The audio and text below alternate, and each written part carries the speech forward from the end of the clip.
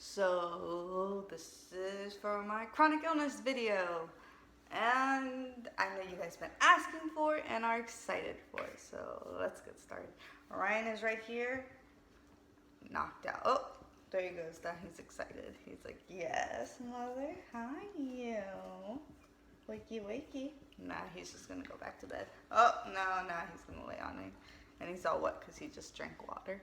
But anyway, so I know you guys are excited for my chronic illness video, and I'm excited to tell you guys a lot about me and all my illnesses. Now, I know you guys are saying how I should do exactly what Jaquie did, but I've been sick for these past couple of weeks, so it was so, wow, Ryan really did lick me. Ew, really? No, don't lick me, don't touch me anymore. Anyway, so you guys been saying to do it like Jaquie, but I've been sick for these past couple of weeks, so it's been slow doing this video. And I've been recording just showing you guys how I feel and my symptoms. So every time I talk about my illnesses, you're gonna see a video and the relationship of it. So I thought that was a good idea. Neato, right? And once again, new shirt. Like I tell you guys every time I do an awesome video, there will be a new shirt with a dog in the video. He always gets happy when I look at him. Yeah, you guys are hearing his tail. Anyway, I was mad at him earlier today. He upsetted me a lot. So here is what I am diagnosed with. Sometimes you guys ask me on lives and everything, and I really don't know what I'm diagnosed with. It's pretty sad. To me, I honestly lose count, even though Jaquie has like a million trillion things. But I have vestibular migraines, narcolepsy without cataplexy, dream reenactment behavior, or another name for it is REM behavior disorder, RBD. And then I have POTS, and let me see if I can pronounce it, and that goes with behind my ear issues. I will explain it a lot more. Postural, orthostatic, tachycardia syndrome. There you go. Let's see if I got that. As you guys can see, I hesitated, but I'll explain more about that. And hyperacusis, and of course tinnitus. So let's get started on this video. So hopefully you guys will like it.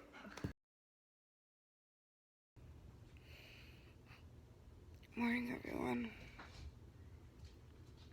Yeah, like I told you last night, I took my narcolepsy medication that would keep me up for a very long, extended night.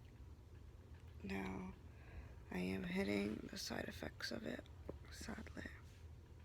Hopefully you can hear me. I have no strength to really project my voice out. And I'm hitting the side effects. I have plans with Grace today, and sadly I'm probably going to take more narcolepsy meds to make me stay up. That's the bad thing about the medication. It's just gives you such a rush and makes you stay up. You want to keep taking them, but the more you keep taking them, the less effective it is. And this is the side effect. You just are so drained and so tired. You just don't know your limits. I don't know my limits. But the problem with it, afterwards, once you wake up, such as me, you experience REM intrusions. And what some people would think REM intrusions is, better explanation is hallucinations. But they're not normal hallucinations, what you think they would be. So right now, I am coming in and out of sleep. But it's like, for example, I just went to sleep, and Paul's at work, of course, and I just had a REM intrusion, hearing him coming, because he's of course disabled, hearing him coming upstairs with his walker, with his crutches, coming around to the bed, saying, "Hey babe, I just fed the dogs, I took them out," kissed me on my forehead, And he's just like, so you're good, you know, just rest up. I love you. And all I remember was I lifted my arm up. I gave him a thumbs up. And I looked at him and leaned in for a kiss. And I was just like, why isn't he kissing me back? Opened my eyes. He wasn't there. That's REM intrusion. You are coming in and out of a sleep mode. But your sleep mode is REM. So, and in REM, you're dreaming. So sadly, it's not, the easiest way I could say it's hallucination, but it's not a hallucination. That's why the best the best word to use is REM intrusions. So with this medication, the bad side effect is you get a lot of REM intrusions. So right now, I'm going in and out of sleep, but I'm hitting a lot of REM intrusions. I don't know what's real and what's not real. Sadly, I smell smells that I think are there. I'm hearing things that I really think are there. I am seeing things that I think are there. And I need to know what's real and what's not real. And sadly, this is all part of narcolepsy, and taking certain medications just enhances it even more. So I have to power through it. And sadly, with this medication that I take very rarely because of this, once I take it, I crash really badly. I'm crashing right now. I just want to keep sleeping. But today is another busy day. I need to get up and I need to take another one, sadly. So one of these days I can't take another one and I'm going to be in bed all day just sleeping and having non-stop REM intrusions, and it's just going to be miserable.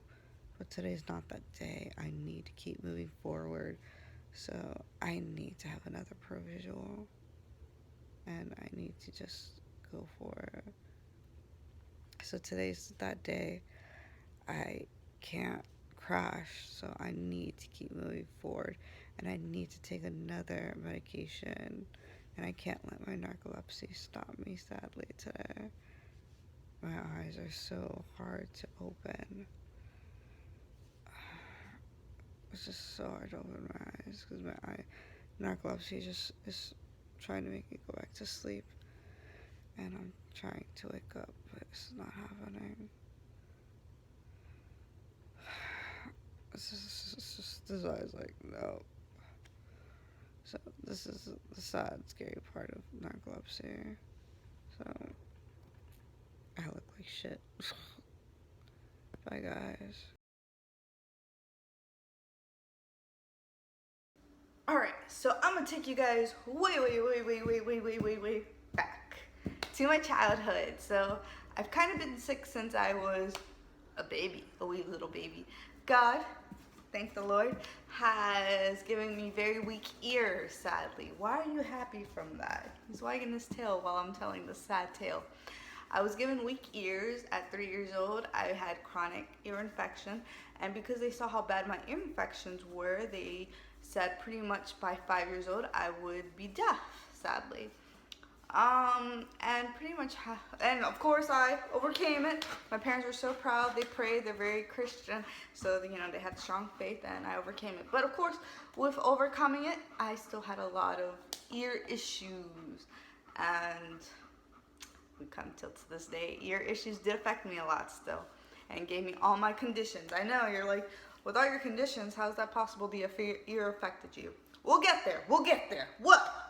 But anyway, so pretty much one of my biggest issues was that my ear didn't drain properly. So I get you, Orion. I get you.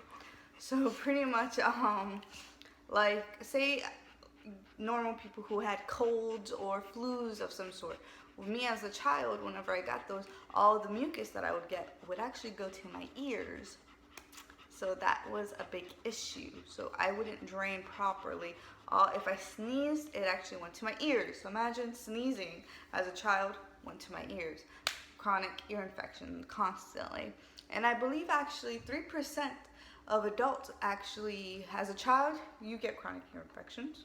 But that actually 3% of the population actually transfer to chronic ear infections as adults. So it's very rare to keep going and proceeding. You grow out of it and you keep going with it into adulthood. So I was one of that.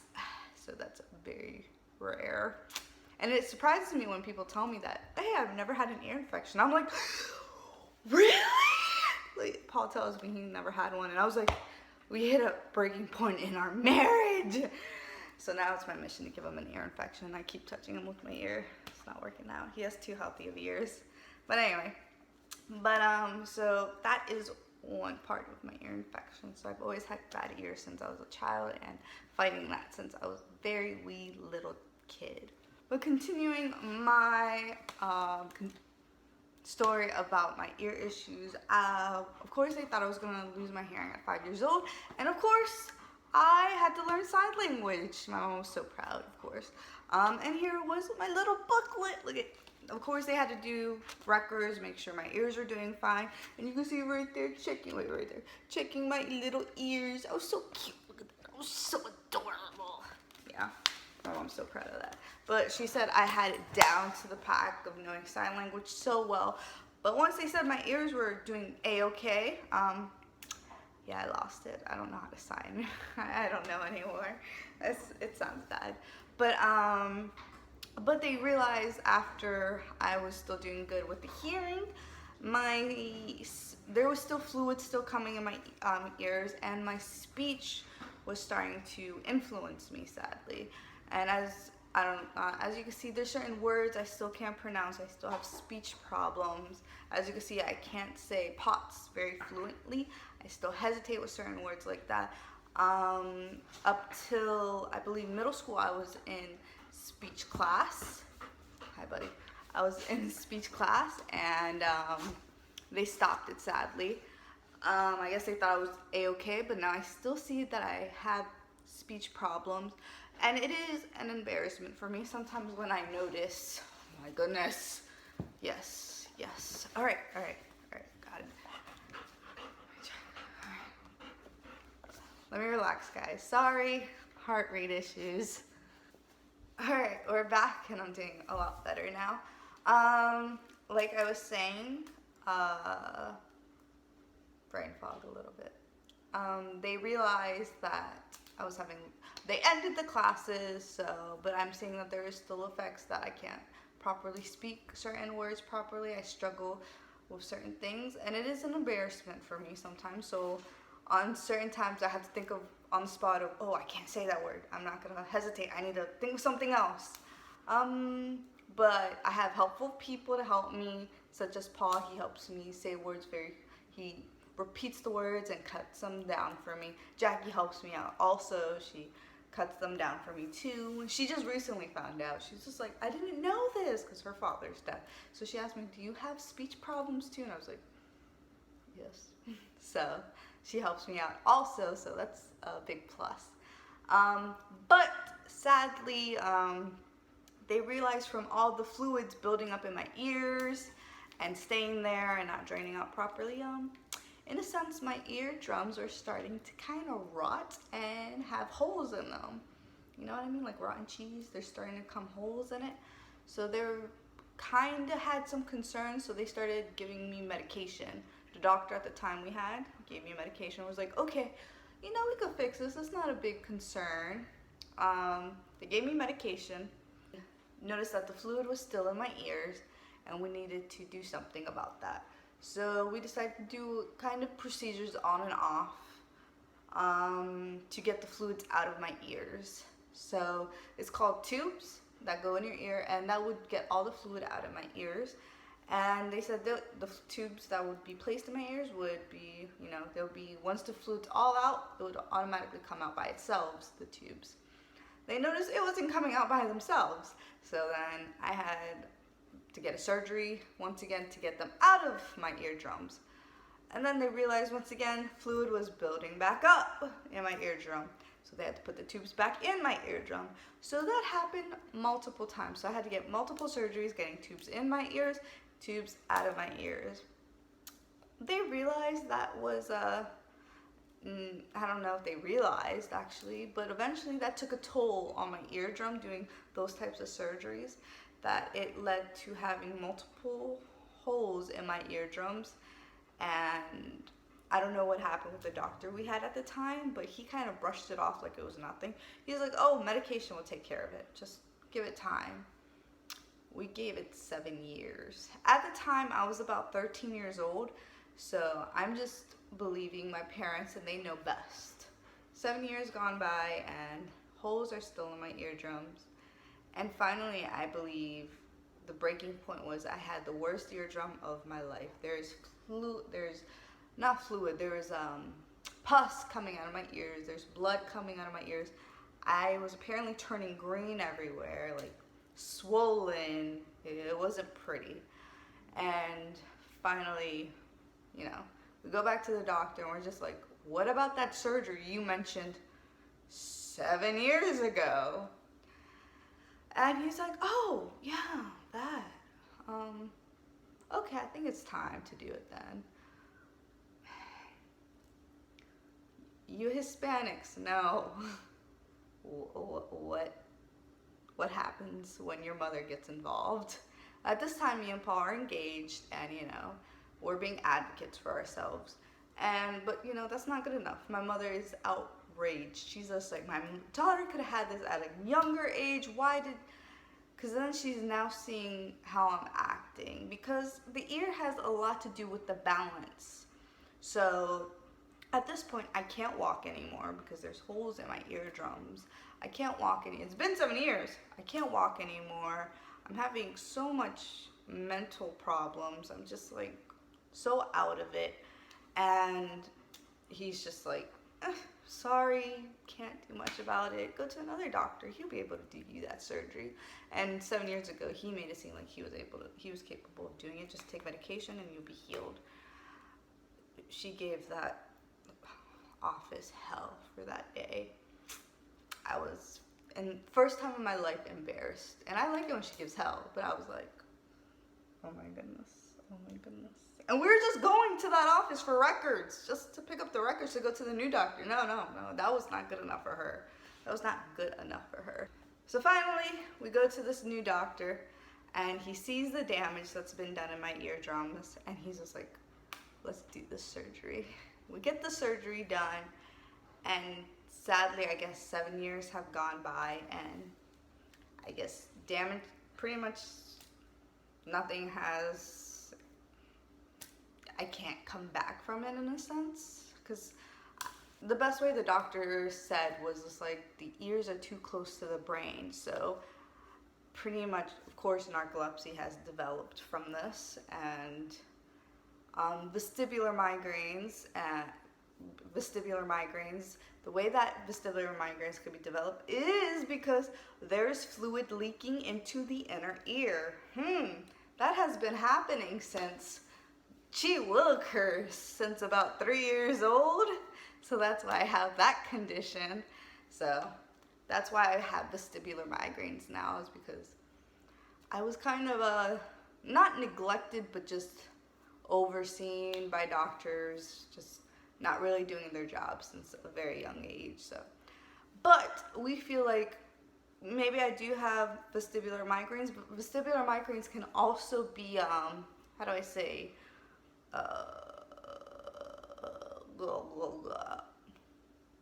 what's the right word? They can also misdiagnose for Meniere's disease, so we feel like I may have that also.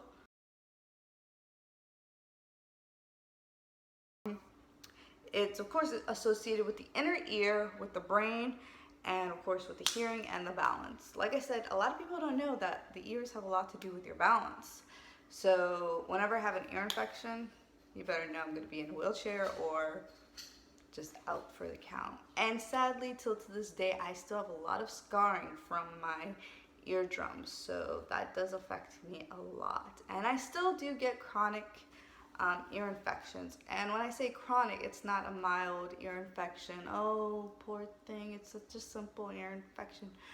No, I get ear infections that are worse than the average human being. So I'm ready for it. I cry. I cry pretty badly.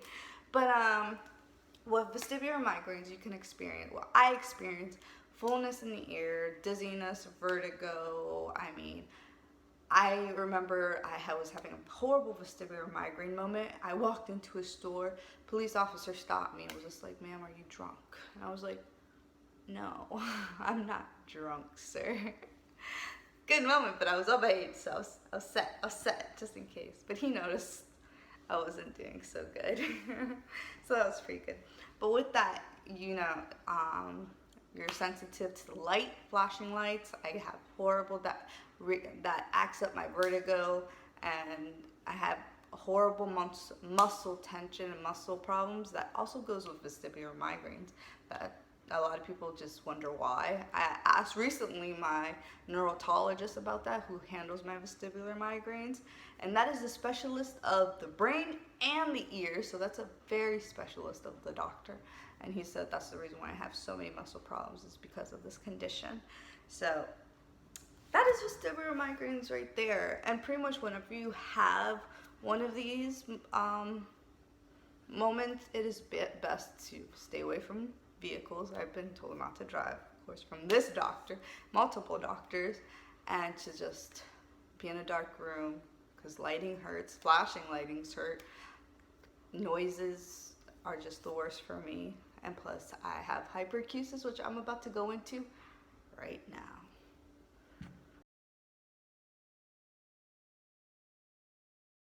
Now, I feel like when I talk about hyperacusis, people don't really understand what I mean by hyperacusis.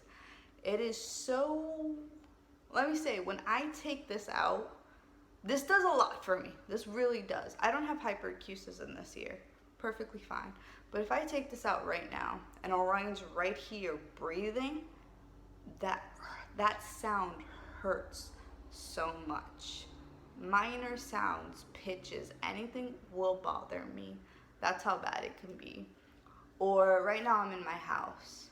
I can hear the air vent or some sort. That sound is so painful. Minor sounds can be so painful for me. The refrigerator is going on, of course, right now. That sound will bother me horribly. Just sounds, pitches, noises such as that are so minor are just so painful for me. And this little tiny thing muffles it to feel like both of my ears are equal. So that's why I always have a piece of tissue of some sort in my ear. And people always ask, why don't you use earplugs? Sadly, with the earplugs, I feel like science comes into play, that the sound will go into the earplug, still travel through, bounces and vibrates, and it irritates so badly, travels through, and I can't handle the earplug material. So that's why I don't use earplugs, and because of the material that they are made from. So, but even so maybe the sounds are even louder. Then I use my headphones, because like I said, music, certain sounds like that will bother me. Certain basses will bother me. So I have to use my headphones, of course. So, and then I remember talking to my doctor once. I was just like, it makes no sense. I'm sensitive to certain sounds, but when people are talking, I can't hear them. It makes no sense. And he said it makes perfect sense. You have hyperacusis, but at the same time, you're losing your hearing. So that's what hyperacusis is. I'm trying to read over the notes to see if hopefully you guys understand that. So that is what hyperacusis is with me, and has developed over time, sadly, with the chronic ear infections, with the vestibular migraines, and that it is all linked with the ears, with the brain, and with the balance. So, ho ha ho. So, thank you. And then I'll answer more questions later. All your questions I'll be answering soon. So, yeah. Today is on narcoleptic day, sadly. I'm super tired. I just feel like my body just is trying to force me to go to sleep, and I'm trying to push forward or push through it, sadly. And I do have narcoleptic medication to keep me up, but sadly the more you take it, the more it's non-effective. So I take it as needed, or I take it when it's the best time to take it. And sadly, today is not one of those days because I need to take it when it's the most effective. Like Black Friday, like trust me, on Black Friday, I took it so hardcore because I take my shopping as serious as possible. As you can see, my enthusiasm and everything is just, I just can't keep up right now. I just want to go sleep. I barely could have done my eyebrows. That's how bad it was. So, or get dressed. Just very sleepy today. People get narcolepsy mixed up a lot. They just think, oh, you're just tired. I have that too. Narcolepsy is definitely not like that. But today is Sunday. We're going to be going out with Paul's family. They're Italian, so Sunday is family day, so we go out to eat with them. That is such an Italian thing. I'm married into an Italian family, so. Well, my last video that I took was at 12:33, me saying that I was gonna go out to dinner. I realized dinner wasn't going to be happening because I just felt so awful. And like I said, you guys asked many times before, oh, you know, what do you do with difficult family members, this and that, and I just realized, you know, with my narcolepsy, I can be a grump if I'm so tired. So I was just like, you know what, let me avert a national crisis and not go to dinner with Paul's family because they're very not understanding of invisible illnesses, sadly. And they're very like, oh, well, you look so much better. And I'll be like, yeah, I feel great. Why aren't you smiling? I'm sorry. You need to be more jollier. I'm sorry. Well, you're gonna get frown lines if you keep frowning like that. And that's how the whole dinner would be. So, yeah. And eventually I'll just look at Paul and be like, I'm just getting nagged too much right now. Can we just go? Because I'm just not feeling the best. So, I just told Paul beforehand, I was like, I'm not feeling great. This is just hitting me way too hard. So I let him know. Of course, I cried it out because sadly, when it hits me hard, that's when I'm at all-time down, and he just knows how to be supportive, let me know. He gets Orion pumped up and be like, look how much Orion loves you, and he gets me feeling a lot better.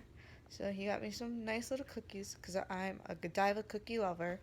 So we don't have Godiva cookies, sadly, or they're chocolate-covered Oreos, which are delicious.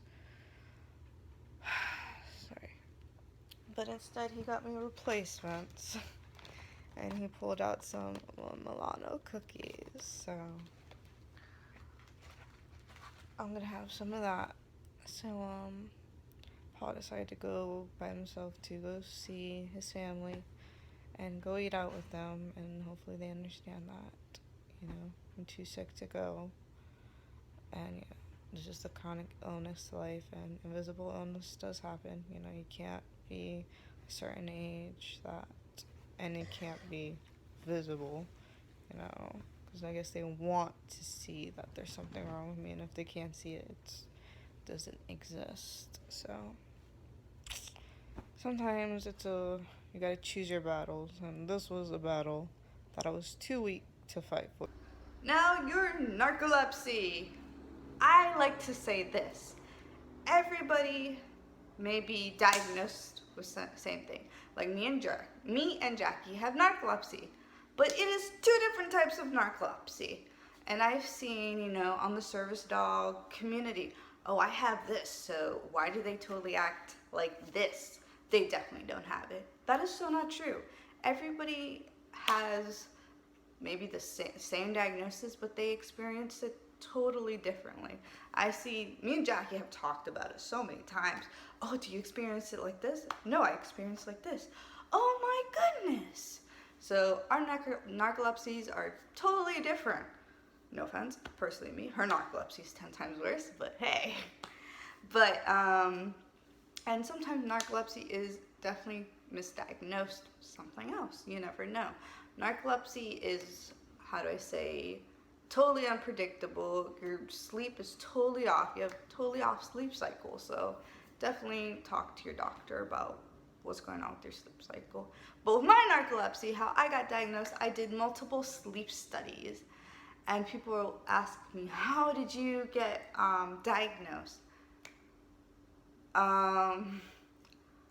I was one of the lucky ones that I really didn't have to advocate for myself. I just showed up to the doctor office primary and just look at my face, look how bad I look. And they're just like, I think you need to go see this doctor. And hey, I just went, then afterwards went for the results, and they diagnosed me with narcolepsy. Me and Paul's mouth dropped. We're like, what? Orion's main goal, or mainly, was for vestibular migraine, for pretty much for hearing and for mobility. Sadly, I don't know how many times I've almost gotten hit by a car, and I know you're gonna be thinking, is he supposed to get hit by a car first before you? No, he's supposed to let me know or tell me, hey, it's honking. Sadly, you would think I could be hearing the honking, tap me and tell me, and I'll be like, okay, let's get out of the way, because sometimes I don't see or hear that. So, or tell me, somebody is calling you, tap me, oh, okay, let me go see what's going on. Husband's calling me downstairs, let me go downstairs. Certain things like that help me for hearing. And of course for mobility, I don't know how many times I gotten dizzy, let me hold on to my dog and immediately sit down. So, and then narcolepsy came into the play, and he's helped me also with that type of task. But with my narcolepsy, what they told me was that you have 5 sleep cycles. You have sleep 1, sleep 2, sleep 3, sleep 4, and then you have REM. That's like what I like to call it. Sorry. REM. Of course, when you get into all these sleep cycles, it takes about 90 minutes to get through all of them. And you go into deep sleep in sleep 3 and sleep 4. You feel peaceful, you feel fully asleep and happy. And when you wake up, you're like, wow, I got well-rested sleep.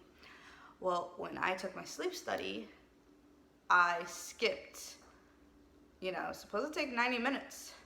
And then REM, I pretty much skipped all these stages and went into REM within 7 minutes. That is a sign of narcolepsy right there. Just skipped it. It's supposed to take 90 minutes. I went through them pretty much within 7 and went straight to dream mode, which isn't good, of course.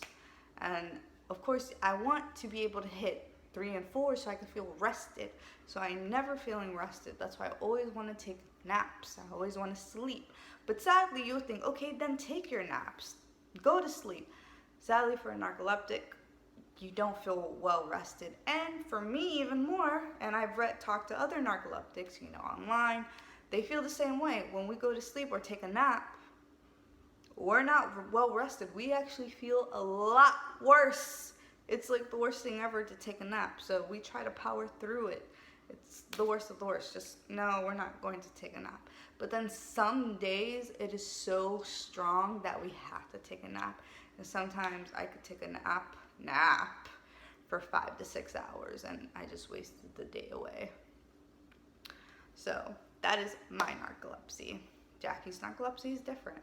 And then we discovered I have dream reenactment behavior, or the other word is for it, REM behavior dream. This REM behavior disorder. I'm used to dream reenactment behavior, but REM behavior disorder is another one.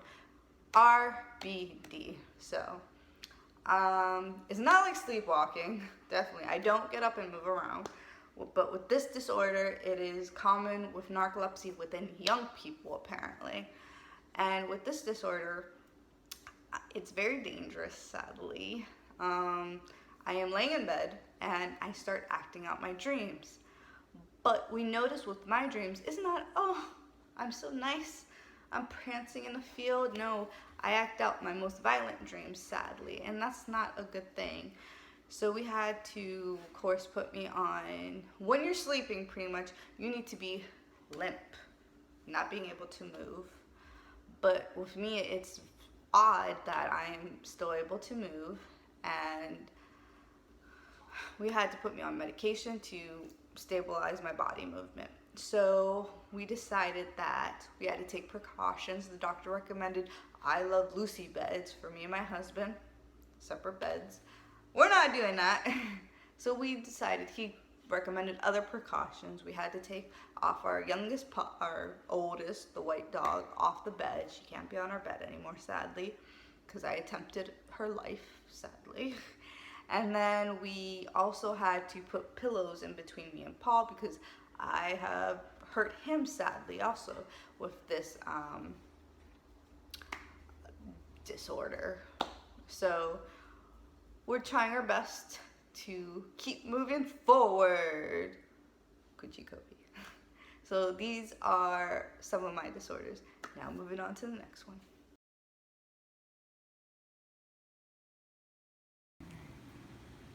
Again, here's Janiece. She's laying in bed again, drinking lots and lots of water. The narcolepsy is hitting her pretty hard, so you can see her yawning. Even though she did have a full night's of rest the night before, she wakes up still extremely fatigued, tired, drowsiness, all that kind of stuff. So these are also the effects of her POTS, that her heart rate is at 101, 102 while she's laying down and sleeping, so not even moving, not doing anything, just sleeping. It's constantly over 100, which usually a resting heart rate for someone is in between, 60 to 80 to 100, but 100's not normal. That's if you're sitting down, getting up, doing normal things, but hers should be around 60 to 80 heart beats per minute now, and it's steadily at over 100. So in these situations, we make sure she's laying down, drinking lots of water, has salt, and then elevates her feet to help bring her blood pressure up and her heart rate down slightly. And then she also gets lots of dinosaur yawns in. Now we have POTS. Like I tried to say before, I cannot pronounce it very well because of my hearing issues.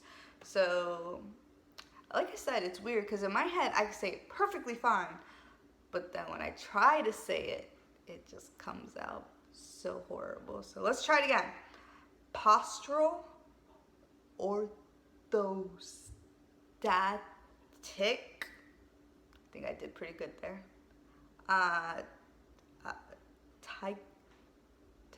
Tachycardia, did pretty good there. Syndrome, yeah. And if you ask me to say it quicker, it's not gonna happen. So let's try to say it quicker. Postural, orthostatic, tachycardia syndrome. That sounded pretty bad. Sorry, guys. So there you guys go. So part of my hearing issues is just, I don't know why, it just doesn't flow and it's pretty bad. But anyway, I also have been recently diagnosed with POTS. And the way to be diagnosed, of course, is some doctors will recommend a stress test. I would not. I don't want to do it. They recommended a stress test to me, and I was just like, I will die if you tell me to do a stress test. And then, of course, a tilt table test. Jaquie will give you, she has her chronic illness video, and she'll give you the great definitions, everything to it, because she has great, vocabulary, great pronunciation, which I do not have, as you can see. So you can check out her video. But I'll just give you my version and Coochie Copy's version. So for me so far, I've noticed, because it's new to me, so I'm just trying to grasp still, because I still go to Jaquie and I'm like, what the heck happened to me? What's going on? Just recently, I was in bed and my heart rate was going to 105, just sleeping. I was having a narcoleptic moment, and Paul felt me, and he's just like, just came to me, I think I need to check your temperature. You're boiling up. Looked at my heart rate. You're at 105. What is going on here? And I was just like, just let me sleep, bro. And he's just like, elevate your feet, get up. You need to start drinking water right now.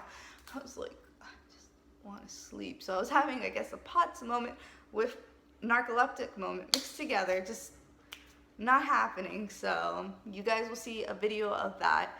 It just wasn't happening. I was very out of it. Just like doing that sometimes. But anyway, I'm still trying to grasp the concept of POTS, sadly. I know usually when it hits a certain peak, I'm still like, oh, well, it's just that high, 150, and I barely did anything. I'm still feeling pretty good. But then Paul's like, lay down right now. Okay, I guess. And then, because I'd done very little exercise, but then I could be just standing, and all of a sudden, I will be screaming out to Paul, I need you to carry me because I'm about to pass out if I move one bit, and my heart rate's at just 130. And he'll be like, okay, let's go. We're elevating your feet. You're drinking water. I don't care if it has to be salt water.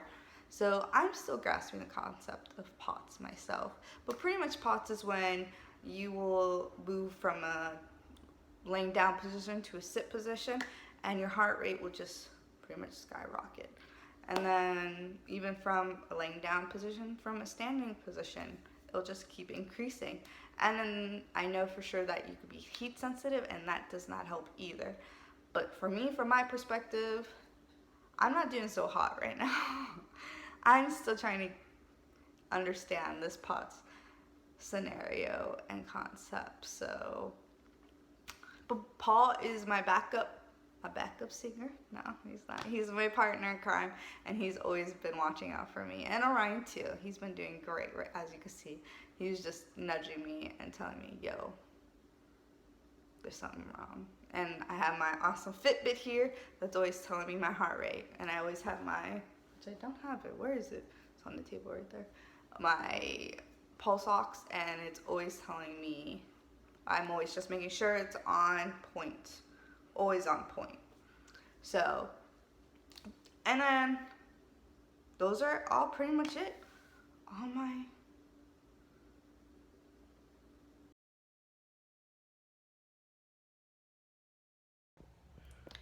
So, being partly chronically ill, there you go, I have to do some unique tests. So, I have one unique test here that is a fecal matter test. Yay!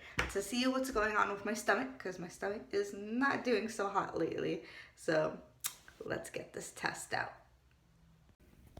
So, like I said, this is going to be a fecal matter test that I get to do at home. I would have loved to have done this in the hospital or something, but no. I get the joy of doing this at home. So chronic illness life right here. So some of this you don't get to see, but this is how it is to be sick. So I get to, poop in this. And let me see. Scoop it up with this. This is so enjoying. Even though I'm sounding so jolly and happy, I am not. This is disgusting. I actually had to already do this once, but my lovely husband, sad story, accidentally dropped this and it spilled everywhere. Yes, disgusting. Don't worry, we cleaned it up. We went crazy with the bleach. Yeah, so we have to redo this test. Disgusting. Like I said, I poop in here. I scoop it up and put it in these beautiful jars. No, I don't have to fill up all these jars. The lovely, I don't know what you want to call it, nurse or whatever gave me extra. I just have to, put my fecal matter, poop, in 4 of these jars. And I only have to put a cotton size in here. I don't know if I'm going to show the video of my poop in here. It's pretty disgusting. So, yeah. And then I have extra right here, and then I have to do also these. This is filled with the liquid. I don't know if you can see there you go, you can see the liquid right there. And I have to put the liquid all to the black line, and then I have a red one right here. You can see the beautiful liquid. Put it up here to the red line until done. And then you can see I did this already, like I said. I have to fill these right there. Yay. And that's pretty much it. Like I said, they gave me extra just in case I decide to mess up. But I only have to do this much. 4 jars, 4 tubes. There you go. This is going to get disgusting. I get to mess around with my own poop, get to play with this. And I've had, like I said, had to do this already. But this is the life of chronically ill, sadly. You get to play with do some at-home tests. This is not fun. This is pretty disgusting. Yeah. So let's get on it. Like I said, it fell all over the floor. Paul was not happy about that, but I'm not happy. I get to do this again. So, yay! Now, the reason why I get to do this test is because I've been having some stomach issues. Now, sad to say, it's gonna get pretty personal here. So if you don't wanna watch this, record up ahead. And I'm still debating if you guys get to see my fecal matter. Probably not, because it looks a little bad. So I'm probably gonna describe it here. But pretty much with me, I have stomach issues. So like the normal person, you guys will, use the bathroom, go probably once a day. I actually will probably go once a week. So my GI pretty much says that's not normal. So let's see what's going on there. So that's why we're doing a lot of tests. And after this test, we are going to do endoscopy and colonoscopy and see what is the result of this. So I'm excited. I need to get results because I've been like this since a little girl and I thought it was normal, but I guess now since I'm an adult, I'm adulting now. We need to figure out what's going on, why I'm still acting like this. So I'm excited. I'm not excited that I get to play with my poop now. I wasn't expecting this in my adulthood, but I really want to get to the bottom of this. So let's do this, because now sadly gluten-free and dairy-free are not enough. So I don't know if this is an allergy issue, because I did the allergy testing, very advanced. My internist said I should just do gluten and dairy-free, but when I did the allergy testing, it was very intense. It said I should do gluten-free, dairy-free, wheat-free, egg-free. It was a lot. Peanut-free, I mean, everything free. But they thought, you're gonna go starving if you do everything free like this allergy testing says. So let's hope this fecal matter test will give us a lot of defined answers. See what's going on with my system. Why am I not going frequently? And why another issue is that why I'm not going frequently and why am I only having, sadly, diarrhea constantly. So I'm excited and let's do this. It's gonna be smelly. You're gonna see me spraying everywhere. Shh. I'm ready. Well, sadly, I just tried to go to the bathroom. Like I said, I can only go once a week, and I couldn't go, so hopefully I could go later on today, or tomorrow, or the next day, but we'll see. I need to do this test, and the sooner I could do it, then I could do the endoscopy and the colonoscopy, so that is my goal. It's super hard. I am a little bit down, but we got this. We have this, so I just want to make this as quick as possible and as fast. So we got this.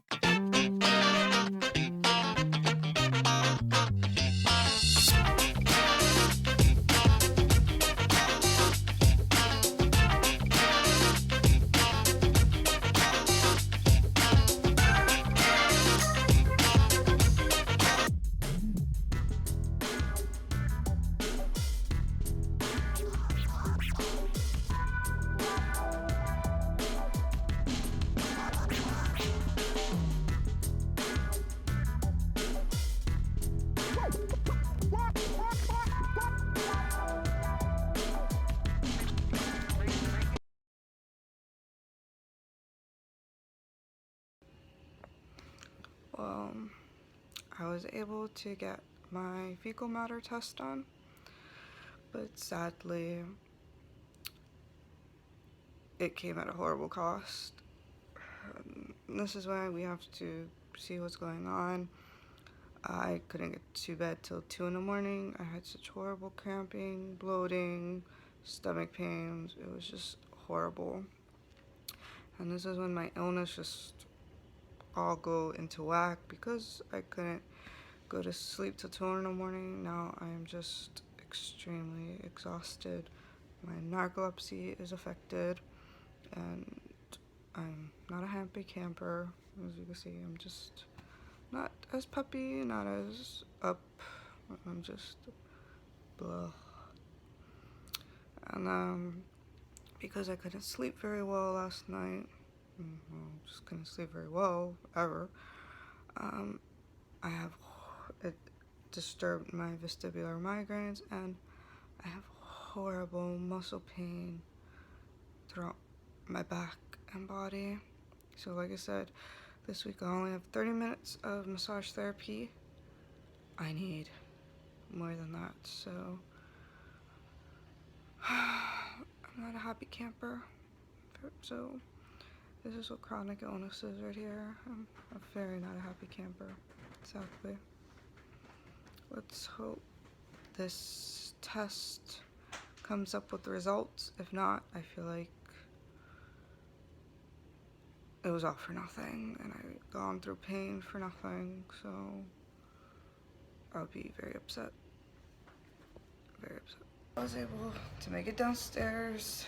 Our Roomba right now is vacuuming upstairs. It's pretty loud, so I'm just not even gonna deal with it. But sadly, with my muscle pain today, it's pretty hard to do anything. So Paul is being so awesome, being a great husband.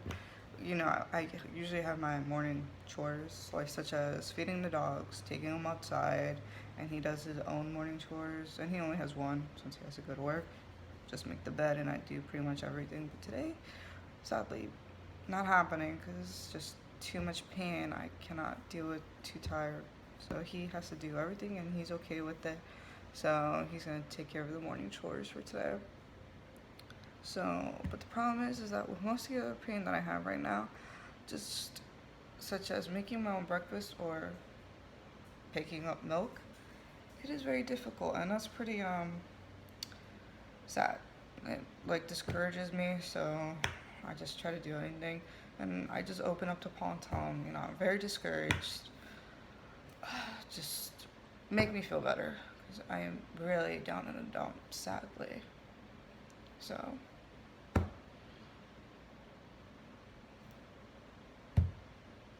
But Paul always helps me out. The video that you guys just saw was, you guys enjoyed it. It's a little bit graphic, sorry, but sadly my newest thing is that I'm having a little bit of GI issues. Maybe it's nothing big, maybe it is. I don't want to add to this list, sadly. I'm a big person of not adding to this horrible list that I have here. But hopefully you guys understand my issues. Hopefully I explained it pretty well. Not a big person of explaining. Jaquie explains stuff amazingly. I don't. I explain it on my experiences and what I've gone through. So yeah. And you guys have asked a lot of questions, so let's get to